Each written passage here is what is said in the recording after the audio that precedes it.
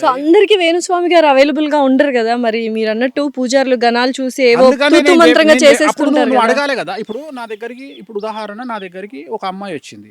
అమ్మాయి వచ్చి అబ్బాయి జాతకాన్ని చూపించి, స్వామి మా ఊర్లో నేను పంతులకు చూపించుకున్నా, ఈ జాతకం చాలా బాగుంది అన్నాడు మా పంతులు అనగా, నేనేమంటున్నా అంటే ఇవాళ రేపు మీకు ChatGPT వచ్చింది, మీరు అడగండి ChatGPTని.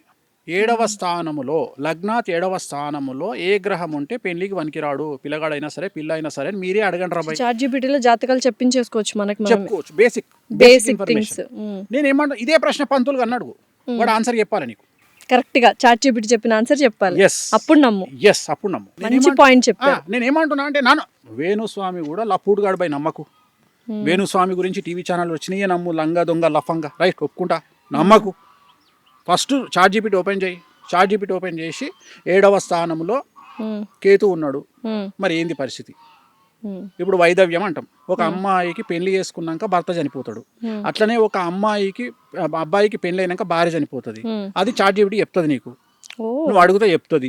నువ్వు 7వ స్థానంలో ఉంటే పంతులు గాడి చెప్పలే నీకు, నువ్వు చక్కగా తీసుకుపోయాను ముందర పెట్టి ఆ 7వ స్థానంలోకి కేతు ఉన్నాడు, ఎట్లా చేసుకోవాలి పంతులు అని అడగంగానే చెల్లా చెమటలు వస్తాయి పంతులకు, ఎందుకంటే సబ్జెక్ట్ పంతులు తెలియదు కాబట్టి, నాకు తెలియదు తల్లి అంటాడు. ప్రతి ఒక్కలా వేణుస్వామి గారిని అప్రోచ్ కాలేరు కాబట్టి ChatGPT బేసిక్ గా వాడమని క్లియర్గా చెప్తుంది. నేను ChatGPT అడగండి. నేను అనేది ఏంటంటే ChatGPT మనుషుల కంటే ChatGPT గొప్పది కాదు. త్వరలో ChatGPT అంతమవుతుంది, AI కూడా అంతమవుతుంది. AI అనేది మనుషులకు పోటీ రాదు జాతకరీత్యా. ఏంటి సార్ ఫ్యూచర్ అంతా AI అంటున్నారు? AI ఆర్టిఫిషియల్ ఇంటెలిజెన్స్ ఫ్యూచర్ అంతా అంటున్నారు. వేణుస్వామి చెప్పిండు, అండర్లైన్ రాసుకోండి. ఏమని? AI పోతుంది. ఎప్పుడు, ఎన్ని ఇయర్స్ కి పోతుంది? 2032 వరకు AI మీద జనాలకు ఇంట్రెస్ట్ పోతుంది.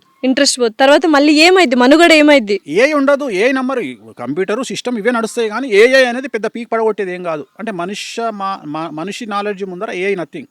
అంతే అంటారు. ఎందుకమ్మా 2+2 4 అని చెప్పడానికి AI ఎందుకు? మనిషి లేడా? నేను అది గొప్ప విషయం కాదు, మనకు మానవ మేధస్సు కంటే గొప్పది చెప్పాలి. ఆల్రెడీ నువ్వు ఏదైతే డేటా లోపలికి ఎక్కించినావో అది AI చెప్తుంది. కానీ రోజు రోజుకు మనము ప్రతి సిచ్యుయేషన్ డిఫరెంట్ గా రోజు డిఫరెంట్గా ఉంటుంది తల్లి, ప్రతిరోజు డిఫరెంట్గా ఉంటుంది. సో నువ్వు అంచనా వేయలేవు జనాలు చేసే మోసాన్ని, యూ కాంట్ ప్రిడిక్ట్. నువ్వు అంచనా వేయలేవు మోసాలని కానీ, అభివృద్ధిని కానీ, రాకెట్లను కానీ. You can't predict anything in society. Sir ఇప్పుడు మరైతే బీటెక్ స్టూడెంట్స్ అందరూ ఆర్టిఫిషియల్ ఇంటెలిజెన్స్ అనే కోర్సులో జాయిన్ అయిపోయారు, చాలా చేస్తున్నారు. అప్పుడు మరి పరిస్థితి ఏంటి? చేతగానోడు బ్రతుకు తెరువు, చేతగానోడు కాంపిటీషన్కు భయపడేటోడు ఏఐకి భయపడతాడు. ఇట్లాంటి ఏఐలు వస్తేనే కదా వేణుస్వామి వాల్యూ తెలిసేది. ఇట్లాంటి ఏఐలు వస్తేనే కదా నీలాంటి అమ్మాయిల వాల్యూ తెలిసేది. ఏఐని ప్రశ్నలు అడుగుమను, ఏఐ బెండకాయ కూర ఏమను చేస్తుందా? చేయదు కదా. ఏం చెప్తుంది? 2+2 4 అని చెప్తుంది. నువ్వేంద్రా బాయ్ ఏఐ చెప్పని నేను చెప్పుకోనా? నేను అనేది ఇప్పుడు నువ్వు ChatGPTని నువ్వు ఏఐని అడుగు, డేట్ ఆఫ్ బర్త్ పెట్టి, అది చెప్పిన దానికంటే 100% నేను మంచి ఇంకెక్కువ చెప్తా. జాతకం బెట్టు కడదాం కెమెరా ముందు, 100% అయిపోయింది. మరి ఇంక ఏం బీకింది అంటే, ఎవడైతే టాలెంటెడ్ పర్సన్ ఒకడు ఉంటాడు, మన గ్రూప్లో కూడా ఒకడు ఉంటాడు, ట్రైన్ పోతుంటే ట్రైన్ దిగి ట్రైన్ నూకుతున్నా అని దాన్ని పట్టుకొని ఇట్లా పోతుంటాడు. సో అట్టే కష్టం చేయకుండా కష్టం చేసిన అని బిల్డప్ ఇచ్చేటోనికి ఏఐలు భయపెడతాయి. నీలాంటోనికి నాలాంటోనికి ఏఐలు భయపెట్టాయి. మనం ఏఐ అమ్మ మొగుడు. సో ఏఐలు ఇంకోటి ఏఐకి భయపడడం కూడా తప్పే, ఎందుకంటే ఏఐ కూడా మనం క్రియేట్ చేసింది కదా. అంతే. సో మనం క్రియేట్ చేసిన దానికి మనం భయపడేది. జాబ్లు వెళ్ళిపోతాయి. ఈ రీజన్ ఏంటంటే, జాబులు వెళ్ళిపోవడానికి ఆర్థిక మాంద్యం రీజను. మనం ఏదైనా చక్కగా మాట్లాడుకోము. మన దగ్గర ఉన్న గొప్ప విషయం ఏంటంటే, మనం నిజాయితీగా మనం తప్పులను ఒప్పుకోము. ప్రస్తుతం ప్రపంచాన్ని ఆర్థిక మాంద్యం కుదేలు ఒక ఆట ఆడుకుంటుంది. భారతదేశంతో పాటు అమెరికా కూడా అతి కష్టమైనటువంటి పరిస్థితుల్లో ఉన్నది. ఆ విషయాలు మనం మాట్లాడకుండా, అప్పులలో ఉన్నటువంటి కంపెనీలు, దివాలా తీసిన కంపెనీలు అన్ని పనులను తీసేస్తుంటే దానికి వాడు ఏ అనేటువంటి ఒక రూల్ చెప్పి మనల్ని తీసేస్తున్నాడు. Okay, definite. సార్ ఇప్పుడు ప్రపంచంలో అతిపెద్ద సమస్య ఏంటంటే డబ్బు సంపాదించడము. డబ్బు లేని వాళ్ళు అంటే ఏదైనా ప్రాబ్లం ఉంది అంటే అది డబ్బుతో ముడిపడి ఉంటుంది. సో వేణుస్వామి గారు డబ్బు ఎలా సంపాదిస్తారు, డబ్బు సంపాదించడం ఎలా అని అడిగితే ఏమంటారు? డబ్బు సంపాదించడం ఎలా అంటే, ప్రపంచంలో 3 విషయాలు చాలా సింపుల్ విషయాలు. 1 డబ్బు సంపాదించడం, 2 అమ్మాయిని పడేయడం, 3 సెలబ్రిటీ స్టేటస్ అవ్వడం. ఈ 3 చాలా ఈజీనా? ఈజీ. ఈ 3 కోసం మొత్తం చెప్పని ప్రపంచంలో ఈ 3 ఈజీ. ప్రపంచంలో 3 కష్టం. 1 డబ్బు నిలుపుకోవడం, 2 పడేసిన అమ్మాయిని కాపాడుకోవడం, 3 సెలబ్రిటీ స్టేటస్ నిలబెట్టుకోవడం. డెఫినెట్లీ. ఓకే. సో ఇక్కడ సెలబ్రిటీ స్టేటస్ నిలబెట్టుకోవడము, ఇప్పుడు ఉదాహరణ, అమ్మాయి పడే వరకు ఉన్న కసి పడ్డ తర్వాత ఉండదు. ఎఫర్ట్స్ ఉండవు తర్వాత. ఎస్. ఎందుకు అంటే ఆమె పొద్దున్న లేస్తే మన ఇంట్లోనే మన ముంగటనే బాత్రూమ్ కాడ బ్రష్ చేసుకుంటుంది రాత్రి ముఖం కడుక్కోకుండా. సో అంతకుముందు మనం కలవనికి వచ్చినప్పుడు చాలా అందంగా తయారై వస్తుంది మేకప్ వేసుకొని. సో తర్వాత మనకు ఆ అందంగా అనిపించదు. అంటే లుక్సేనా సార్ ఇంకా? చెప్తా నేను. సో తర్వాత అంతకుముందు ఆ అమ్మాయిని ప్రేమించేటప్పుడు ఈ అమ్మాయి పడితే చాలు అనుకుంటాడు మొగోడు. తర్వాత పెళ్లి కాగానే ఏమవుతుంది, నెలకు రెంట్ కట్టాలి, కార్ ఇన్స్టాల్మెంట్ కట్టాలి. సో వీడు ఈ పనులు ఉంటాడు. అమ్మాయికి ఏమనిపిస్తుంది అంటే ఇంతకుముందు వీడు టైం అంతా నాకు ఇచ్చేటోడు, ఇప్పుడు నాకు ఇస్తలేడు.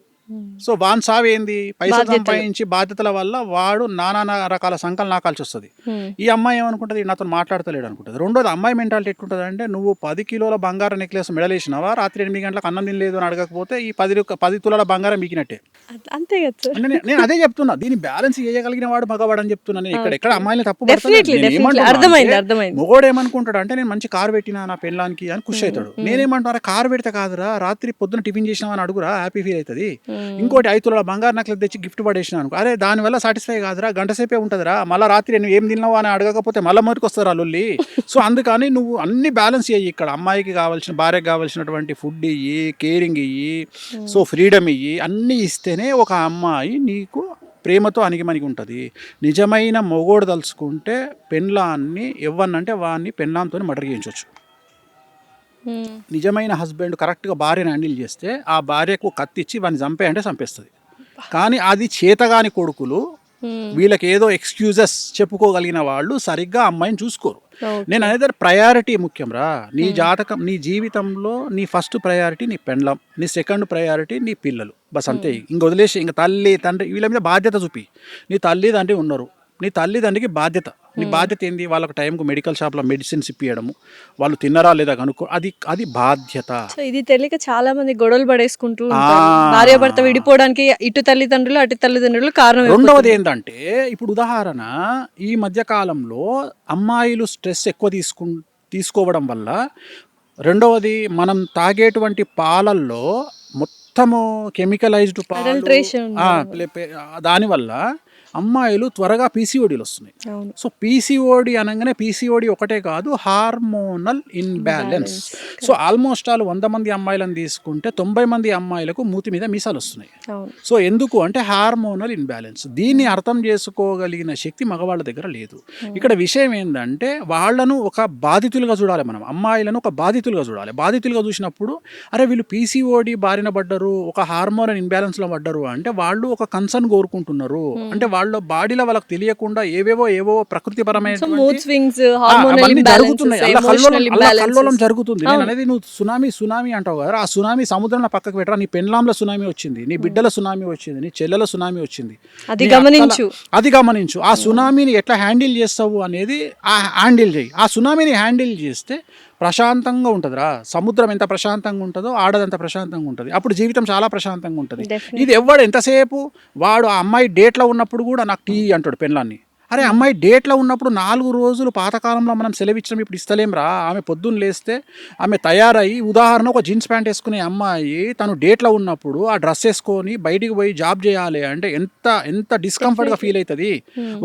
ఒక ఎయిర్ హోస్టెస్, ఒక మంచి పొజిషన్లో ఉండే ఒక అమ్మాయి, ఒక హీరోయిన్, డ్యాన్స్ చేయాల్సిన హీరోయిన్ డేట్లో ఉండి డ్యాన్స్ చేస్తుంది.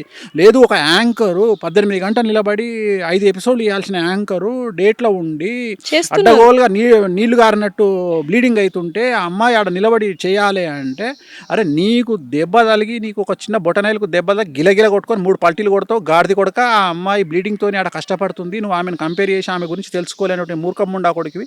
నువ్వు నీ తప్పు పెట్టుకొని నువ్వు అమ్మాయిలను తిడితే లాభమేముంది? నీ దగ్గర తప్పు. మూడ్ స్వింగ్స్ వచ్చినా కూడా దాన్ని కూడా అవహేళన చేస్తున్నారు. నేను అదే చెప్తున్నా, అది అర్థం చేసుకోవాలి. ఇప్పుడు తిట్టంగానే ఎందుకు తిట్టింది, సింపుల్ లాజిక్. ఓకే, పీరియడ్స్ లో ఉందా లేదా, ఇప్పుడు అంత దూరం ఎందుకు పోతున్నావు? నా బిడ్డ దగ్గర నుండి పోతుంటే అది ఏదైనా మాట్లాడంగానే డైరెక్ట్ రివాల్వర్ పెడుతుంది. అంటే టపాక్ మన ఒక మాట అంటుంది, అనగా నాకు అర్థమైపోయింది, ఏంది తల్లి అంట అనగానే అర్థమైపోతుంది ఇక నాకు. నేను అనుకుంటా డేట్ ఎప్పుడు అంటాను, చూసి ఎల్లుండి అంటది. ఎల్లుండి అంటే 2 రోజుల ముందే పెట్టింది అని ఇక మళ్ళీ దాని దిక్కుపోకుండా ప్రశాంతంగా ఉన్నది ఏమన్నా అర్థం చేసుకుంటాం. అంటే ఇది ఎవరు అర్థం చేసుకోవాలి? మగవాళ్ళు అర్థం చేసుకోవాలి.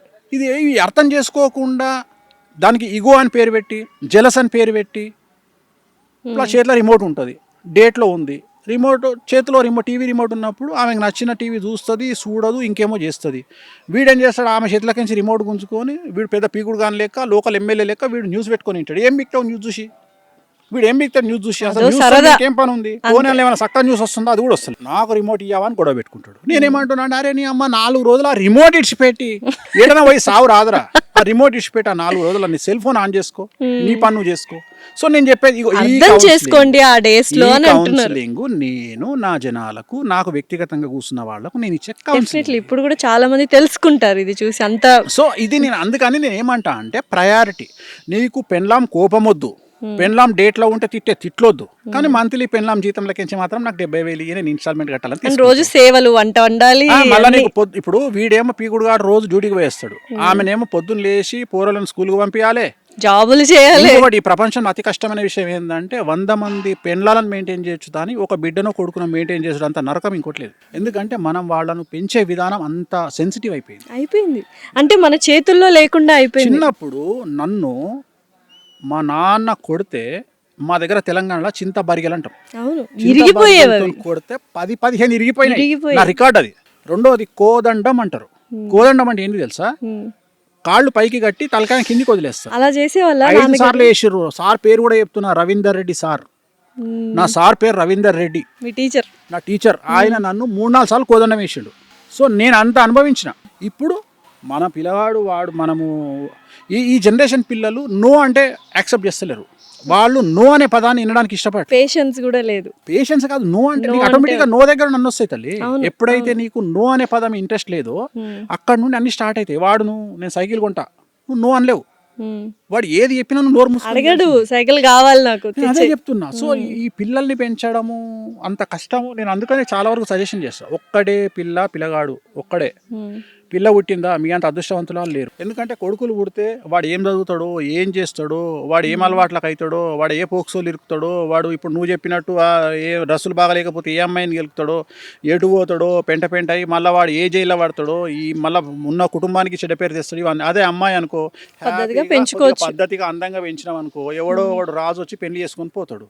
ఓకే, రాణి కావాలంటే రాజు దొరికితే చాలు, కానీ రాజు కావాలంటే నానా సంకలనం నాకాలే. ఫ్యూచర్ లో పెళ్లిళ్ళు ఉంటాయంటారా సార్?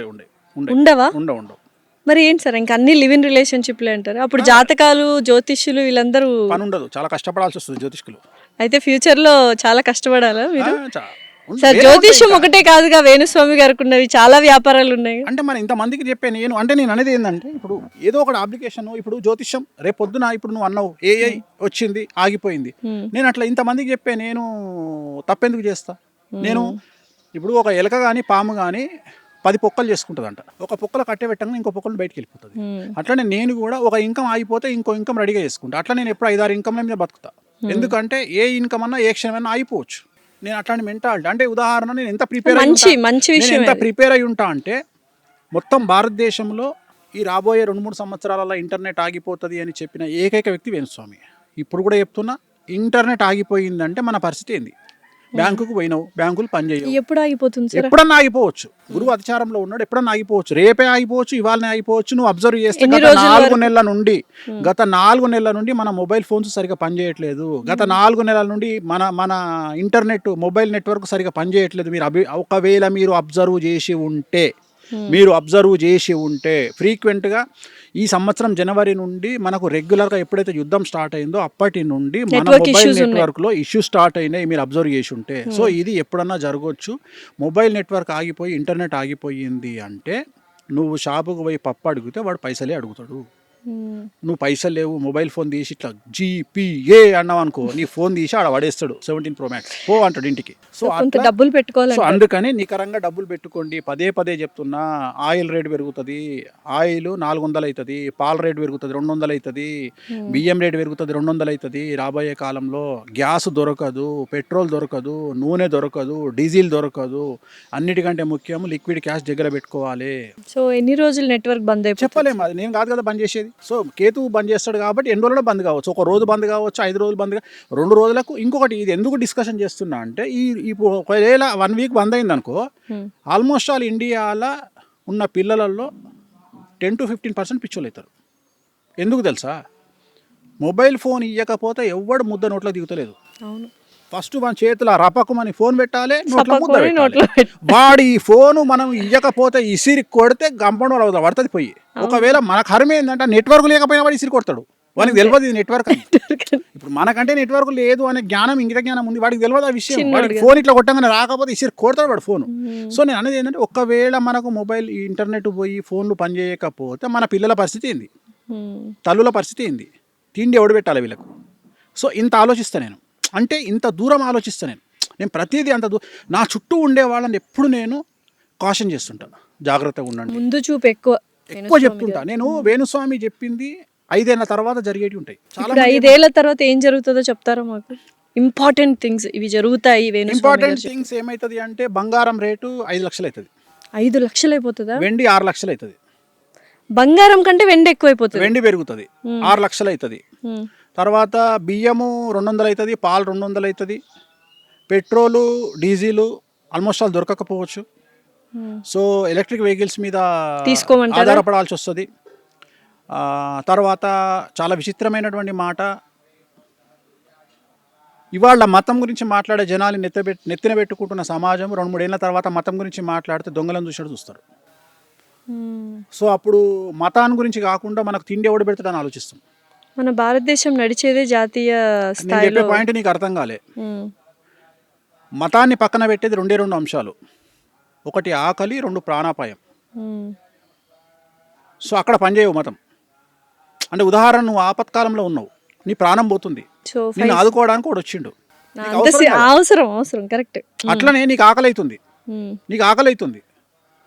నీకు అన్నం లేదు, నీకు ఎవడో కూడా వచ్చి అన్నం పెడుతుండు, అప్పుడు మతం పనిచేయదు. ఆ స్టేజ్కి భారతదేశం వస్తుంది. అదేంటి సార్, ఇంకా 10 years లో వన్ ఆఫ్ ద రిచెస్ట్ ఎకానమీలో. నేను అవన్నీ మాట్లాడతలేను తల్లి, అవన్నీ జాతకాలు.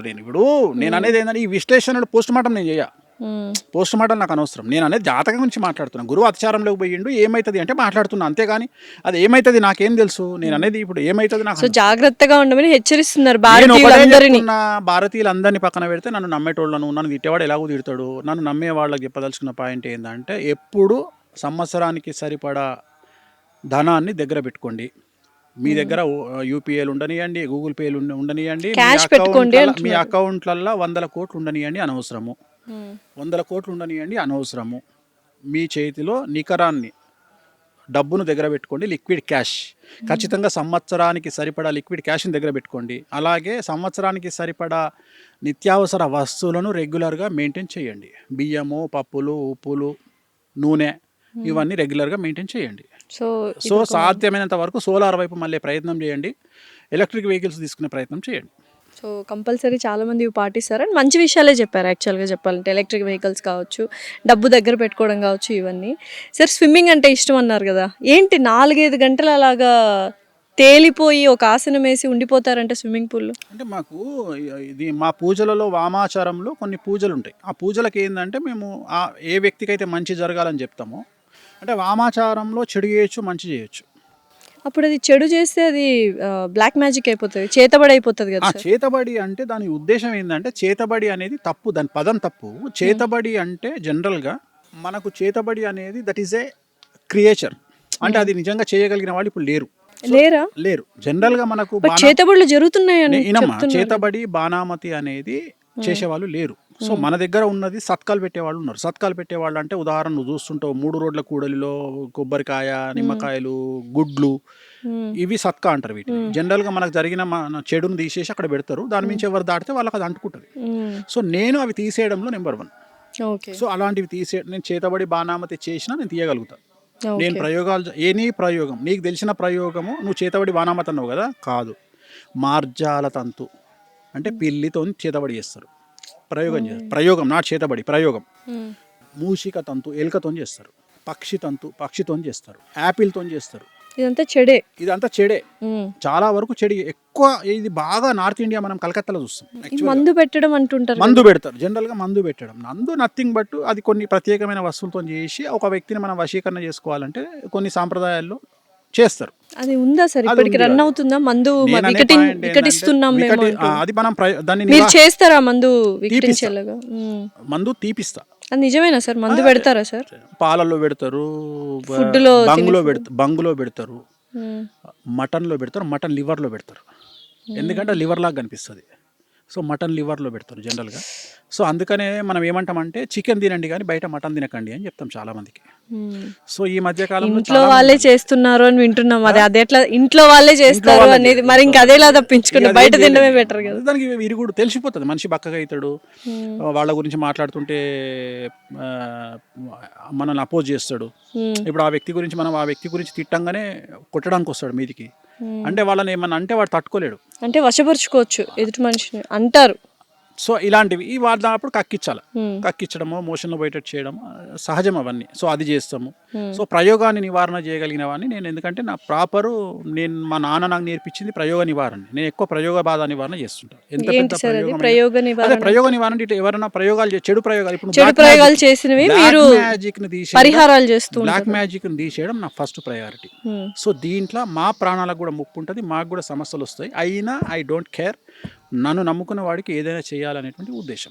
సెలబ్రిటీ సక్సెస్ అవ్వాలి అనుకున్న వాళ్ళకి ఇటువంటి ప్రయోగాల నుంచి విముక్తి కల్పిస్తూ ఉంటారు. చాలా చాలా యాక్చువల్గా సార్ మీ దగ్గర ఏంటి ఆ క్వశ్చన్ మీరు ఆన్సర్ చేయలేదు నాకు. సెలబ్రిటీలు అయ్యాక మీ దగ్గరకు వస్తున్నారా, మీ దగ్గరకు వచ్చాక వాళ్ళు సెలబ్రిటీలు అవుతారు? సెలబ్రిటీలు అయినాక నా దగ్గరికి ఎందుకు వస్తారు? మనకు అవసరం కూడా లేదు. నా ఫోన్కి ఇసుక కానీ నేను నాతో వానికి పని ఏముంటుంది?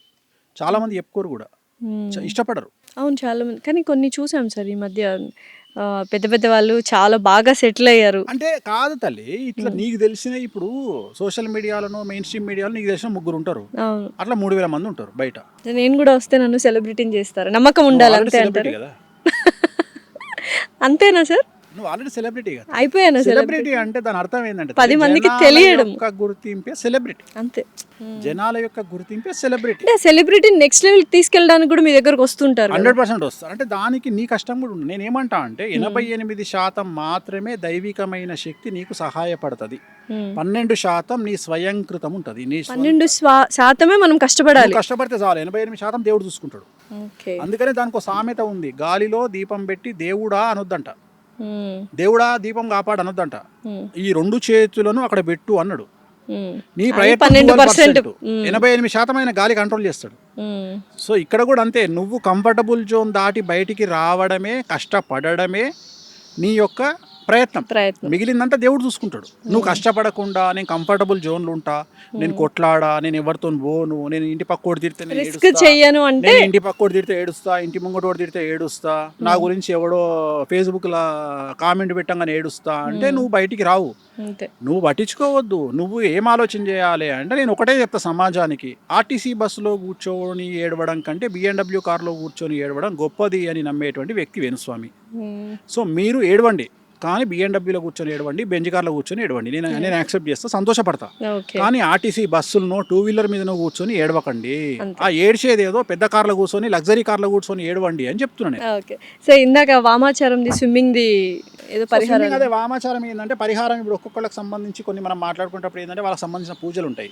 ఆ పూజలు చేసినప్పుడు మనం కొన్నిసార్లు ధ్యానం చేయాల్సి వస్తుంది. ఆ వ్యక్తికి సంబంధించి వాటర్ మీద పడుకొని ఆ వ్యక్తికి సంబంధించి ఈ పలాంటి మంచి కోసం ఆ పూజ చేస్తున్నాడు, అది జరగాలి ఆయనకు అని చెప్పేసి ఆ బాధ్యత తీసుకున్న వ్యక్తిగా నేను ఆ నీళ్ళ మీద ఫ్లోట్ అవుతూ ఒక మంత్ర జపం ఉంటుంది. ఇప్పుడు కామాఖ్య బగాలముఖి అమ్మవారు ఉంది, ఆ బగాలముఖి సంబంధించి ఓం శ్రీ బాలముఖి సరదుష్టానం వాచముఖం పదం సంభయజిహ్వాం కిలయ బుద్ధి వినాశహీం ఓం స్వాహ అంటే ఆ వ్యక్తి ఏం జరగాలి. ఆ వ్యక్తి ఇప్పుడు ఉదాహరణ నీ శత్రువు ఉన్నాడు, నీ శత్రువు అంటే నీకు ఎన్ని రకాల శత్రువులు ఉంటారు? చాలామంది శత్రువులు ఉంటారు. ఈ శత్రువులు అనేది నార్మల్ శత్రువులు వేరే, మనల్ని టార్చర్ పెట్టే శత్రువులు వేరే. మనల్ని టార్చర్ పెట్టే శత్రువుల కోసమే మనం ప్రయోగం చేస్తాం, మనం పూజలు చేస్తాం. మనం టార్చర్ పెట్టే ఇప్పుడు ఉదాహరణ నీ ల్యాండ్ కబ్జా చేసినప్పుడు కూడా నీకు శత్రువే, అన్న నువ్వు గెలవాలని పూజ చేస్తాం. అర్థమైంది కదా? అట్లనే నిన్ను ఒకడు నీకు బాగా నరకంగా చూపిస్తున్నాడు. కొంతమంది ఉదాహరణ డివోర్స్ కావాలనుకునే భార్యకు భర్త శత్రువు, అంతే. అర్థమైందా? సో శత్రువు అనేటువంటి ఒక నిర్దిష్టమైన పద ప్రమాణం ఏం లేదు. సో శత్రువు మారుతూ ఉంటాడు. సో యాచక శత్రువు, బిచ్చగానికి బిచ్చగాడు శత్రువు అట. అట్లా ఏ వృత్తిలో ఉండేవాళ్ళు ఆ వృత్తిలో శత్రువులు. ఉదాహరణ బాలీవుడ్ తీసుకుంటే ప్రతి heroine almost all 90% black magic బాలీవుడ్లో జరుగుతుంది. సో నేను ఎక్కువగా రెమెడీ చేసేది బాలీవుడ్కి చేస్తాను. ఎందుకంటే బాలీవుడ్లో అసలు ఆల్మోస్ట్ ఆల్ 90% హీరోయిన్లు బ్లాక్ మ్యాజిక్ చేస్తారు. హీరోయిన్లు చేస్తారా? హీరోయిన్లకి చేస్తారు, హీరోయిన్లు అపోజిట్ హీరోయిన్లకి చేస్తారు. ఒక హీరోయిన్ ఏం చేస్తుంది అంటే ఆ హీరోయిన్ ఎదగకుండా బ్లాక్ మ్యాజిక్ చేస్తుంది. సిరీస్లే వచ్చినాయి కదా, రాజ్ 1, 2, 3 అవును, మొత్తం వాటి మీద లాస్ట్ నీళ్ళతో ప్రయోగం చేస్తారు. ఒక నీటితో ప్రయోగం చేస్తారు. సో నేను అనేది అదే చెప్తున్నా. సో బాలీవుడ్లో మొత్తం బ్లాక్ మ్యాజిక్ ఎక్కువ ఉంటుంది, విపరీతమైన బ్లాక్ మ్యాజిక్ ఉంటుంది బాలీవుడ్లో, అసలు భయంకరంగా ఉంటుంది. సో అక్కడ బ్లాక్ మ్యాజిక్ చేయించుకున్న వాళ్ళందరూ నా దగ్గరకు వస్తారు తీయించుకోవడానికి. చాలా వరకు ఏమనుకుంటారంటే వేణుస్వామి తెలుగు స్టేట్స్, నేను ఎక్కువ తెలుగు స్టేట్స్ కంటే సెలబ్రిటీలు నా దగ్గరకు వచ్చేది కర్ణాటక, తమిళనాడు, ఉత్తరప్రదేశ్ అండ్ బాంబే. సో ఇతర రాష్ట్రాల నుండి ఎక్కువగా నా దగ్గరకు వచ్చేవాళ్ళు నా దగ్గర చాలా ఎక్కువ వస్తారు. తెలుగు వాళ్ళు సెలబ్రిటీలు చాలా తక్కువ. అంటే సెలబ్రిటీలో కొంతమంది భయం ఏముంటుంది అంటే, కొంతమంది చేసే అడావిడి వల్ల వేణుస్వామి దగ్గరికి పోతే మనల్ని ఎవరైనా చూస్తాడేమో, అంటే రాంగ్ రెప్యుటేషన్ వచ్చేసింది అని భయపడుతుంటారా, బాధపడుతుంటారా ఎప్పుడైనా? అలా ఏముండదు. ఏం లేదమ్మా, నేను అసలు అదే చెప్తున్నా, నేను పట్టించుకోనవన్నీ. నేను అసలు ఇప్పుడు నేను ఒకటే నమ్ముతా. నేను ఎట్లా నమ్ముతా అంటే, ఇప్పుడు నేను ఉదాహరణ, నేను మా అమ్మను ఒక హాస్పిటల్కి తీసుకుపోతున్నా లోపలికి. మా అమ్మ కండిషన్ సీరియస్గా ఉంది, హాస్పిటల్ తీసుకుపోతున్నా. నేను తీసుకుపోయేటప్పుడు పక్కన డెడ్ బాడీ మీద ముసుగు కప్పి తీసుకొస్తారు బయటికి. ఇప్పుడు ఈ హాస్పిటల్లో ఒక పేషెంట్ చచ్చిపోయింది కాబట్టి మా అమ్మ కూడా చచ్చిపోతుంది, వీడు వేస్ట్ కాడు ఈ హాస్పిటల్ వాడు అని నేను వెనక్కి రావాలన్నా లోపలికి పోవాలన్నా? లోపలికి వెళ్ళాలి, హాస్పిటల్ నమ్ముకొని. తలకాయనోడు ఏం చేస్తాడు? లోపలికే పోతాడు. సపోజ్ అట్లా కాకుండా బయటికే తీసుకుపోయింది అనుకో, తల్లిని చచ్చిపోతుంది కదా. నేను అంతే. నా దగ్గరికి నువ్వు రాకపోతే నాకు వచ్చిన నష్టం ఏం లేదు, వేరేటోడు వస్తాడు. నా దగ్గరికి నువ్వు రాకపోతే వేరేటోడు వస్తాడు.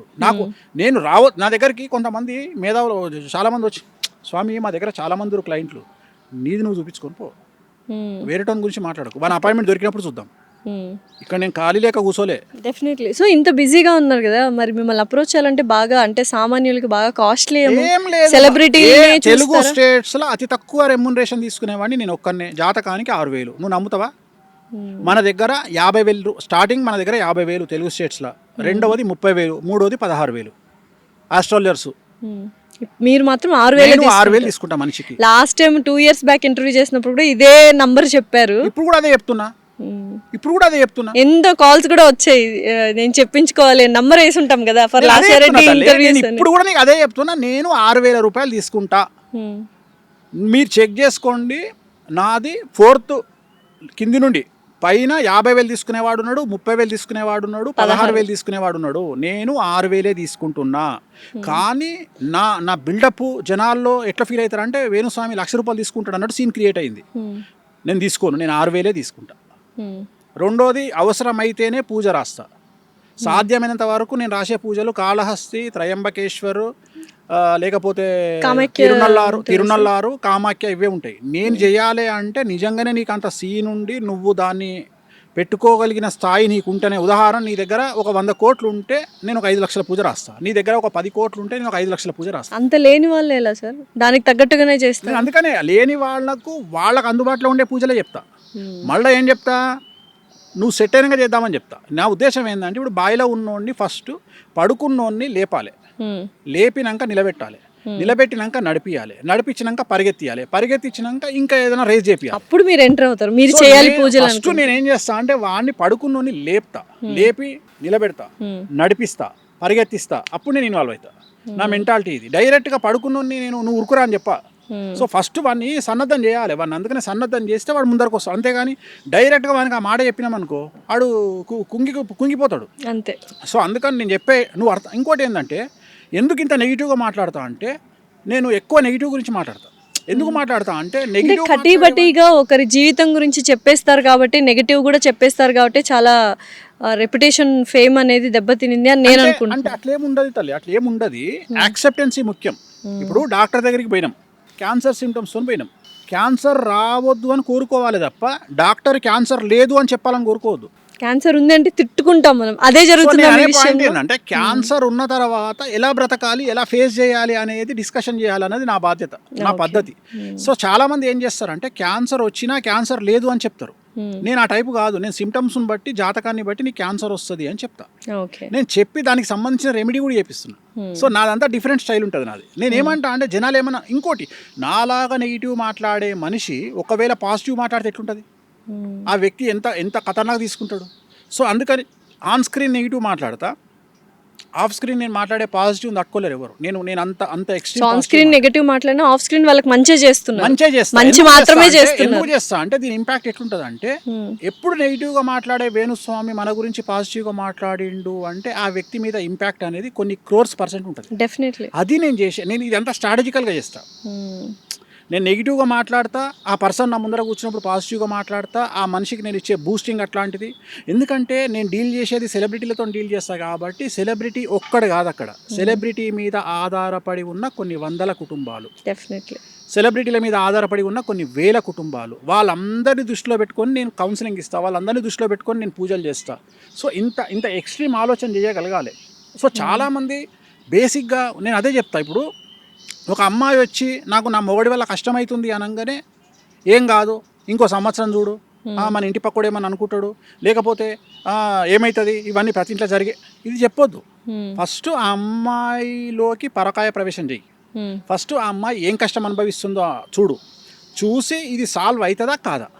సాల్వ్ అయితే 10 ఏళ్ళు ఆపు, సాల్వ్ కాదు 10 నిమిషాల ఖతం చెయ్యి. నా మెంటాలిటీ అది. సాల్వ్ అవుతుంది అనుకో నేను చెప్తా, అమ్మ నీ మొగడు మారుతాడు, వెయిట్ చేయి, 5 ఏళ్ళు వెయిట్ చేయి, 5 ఏళ్ళ తర్వాత నీకు స్వర్గమే. నీ మొగడు మారడు, డివోర్స్ తీసుకో. ఎందుకు తీసుకో, నీ ఏజ్ పోతుంది అంతే, తీసుకో. తన భవిష్యత్తు కోసం. ఏమవుతుందమ్మా, కొడుకుంటే బిడ్డ ఉంటే ఒక్క నెలనే నీకు డిస్కంఫర్ట్ ఉంటుంది లైఫ్లో, మళ్ళీ నెల తర్వాత ఆటోమేటిక్గా మారిపోతావు. సేమ్ కార్ డ్రైవ్ చేసినట్టే ఉంటుంది, పెద్ద కొత్తగా ఉండదు. హైదరాబాద్లో కార్ డ్రైవ్ చేస్తే చాలు, ప్రపంచం అంతా నడిపించవచ్చు, తెలిసిపోతుంది. అట్లనే అంతే, ఒక నెల రోజులు కష్టం అవుతుంది. సో ఇవన్నీ, సో నేను అంత నాది బీ ప్రాక్టికల్, అంటే ప్రాక్టికాలిటీ ఎక్కువ ఉంటది కాబట్టి ఎక్కువగా ప్రాక్టికల్ గా మాట్లాడే మనుషుల్ని. ఇప్పుడు కష్టపడితే సుఖం దక్కుతుంది, కష్టపడితే సుఖం ఎడ దక్కుతుంది, కష్టపడితే సుఖం దక్కుతుంది అంటే గాడిద కష్టపడుతుంది. సో మంచోడు బాగుంటాడు అంటే గుళ్ళె పూజ చేస్తాడు, కోటీశ్వరుడు కావాలి. మంచోళ్ళకే చాలా కష్టాలు వస్తున్నాయి కదా ఈ కలియుగంలో. పూజ చేసే పంతులు మంచిగా ఉండాలి, ఎందుకంటే ఆయన రోజు పూజ చేస్తాడు కాబట్టి. మరి ఆయననే చక్కగా చూడని దేవుడు మనల్ని ఎందుకు చూస్తాడు అంటే, ఇది జాతకాల మీద ఆధారపడి ఉంటుంది తప్ప గుళ్ళె పూజ చేసే పంతులు బాగుండాలని రూల్ లేదు. అట్లనే రోజు మేకన్ నరికేటువంటి మటన్ షాపోడు నరకానికి పోడు. సో ఇవన్నీ వాళ్ళ వృత్తులను బట్టి, వాళ్ళ పనులను బట్టి వాళ్ళు చేస్తారు. ప్రపంచంలో ప్రతి మనిషికి మీతో మాట్లాడే 1 నిమిషం టైం వస్తే మీరు వాళ్ళకి ఏం చెప్తారు? ఒకే ఒక 1 మినిట్లో ప్రతి ఒక్క మనిషితో మీరు మాట్లాడగలరు అంటే ఒక్క 1 మినిట్లో ఏం చెప్తారు ఆ మనిషికి? సో ప్రపంచం గురించి నేను మాట్లాడను. ఎందుకు మాట్లాడను అంటే, దేశ కాలమాన పరిస్థితులు అనేవి ఉంటాయి. భారతదేశంలో కుజదోషం ఉంటుంది, అమెరికాలో కుజదోషం ఉండదు. సో భారతదేశంలో డ్రగ్స్ తీసుకుంటే తంతరు, ఆమ్స్టర్డామ్లో డ్రగ్స్ తీసుకుంటే పొగుడతారు. సో అందుకని ప్రపంచం గురించి ఒకే ఆన్సర్ ప్రపంచానికి వర్తించదు, ఓన్లీ భారతదేశం గురించే చెప్తా. డబ్బుకు మించింది ఏమీ లేదు. ప్రేమలు అనుబంధాలు మంచివి అంటే వాడు దొంగనా కొడుకని డిసైడ్ చేయండి, వాని మీద ఒక కన్నేసి పెట్టండి, వాడు ఖచ్చితంగా ఎప్పుడో మిమ్మల్ని ముంచుతాడు. సో ప్రేమలు అనుబంధాలు మంచివి అన్నోని దగ్గరికి రానియకండి, డబ్బు మాత్రమే విలువ అన్నోని రెస్పెక్ట్ ఇవ్వండి, డబ్బుకే విలువ ఇవ్వండి. ప్రపంచంలో డబ్బును మించింది ఏమీ లేదు. విమర్శలను పట్టించుకోకండి. ఒక జీవితంలో 2 జీవితాలు అనుభవించి డెత్ బెడ్ మీద ఎవడన్నా వచ్చి నీకు ఏం కోరిక ఉంది అంటే, ఏం లేదురా భయ్, నేను చచ్చిపోయినాక దినాలు మంచిగా చెయ్యిర్రి అని చెప్పగలిగినోడే నిజమైన మనిషి. Super, thank you so much Venu Swamy గారు. ఎన్నో విషయాలు అంటే ప్రాక్టికాలిటీకి దగ్గరున్న రియాలిటీ, హార్ష్ వర్డ్స్ అయినా నిజాలు చేదుగానే ఉంటాయన్నట్టు చాలా నిక్కచ్చిగా మాట్లాడారు. Thank you so much. ఓం నమో వెంకటేశాయ.